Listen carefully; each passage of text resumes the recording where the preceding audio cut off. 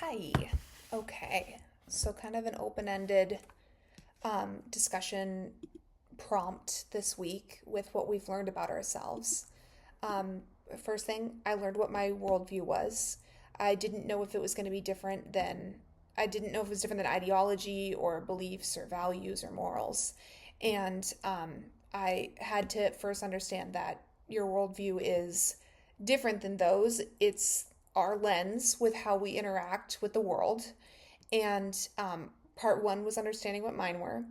Part two was reading in the chapters the different worldviews and the extremes from one to the other, also kind of the pros and cons of each one.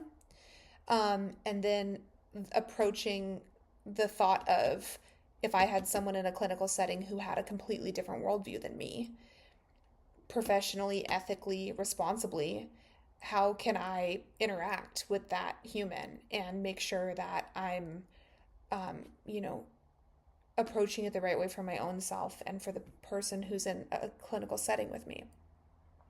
So, with that in mind, favorite part of this course so far has been dispassionate witness, hands down. Um, it reminds us that suffering is a normal part of human nature, and not knowing how to respond to someone suffering is normal, to overthink your words, but that it is our human nature to approach with compassion.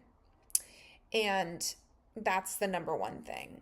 And then a huge portion of that dispassionate witness is also about acknowledging your own weaknesses, because it softens our defenses and it allows us to be open and to hear other people if we don't have the noise of what we're going through and we're protecting ourselves all the time.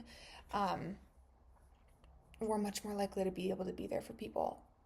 It says to acknowledge our humanness with its mixture of empathy and fear strengthens our helping hand. So figure out your own stuff before you put yourself in a clinical setting with someone else.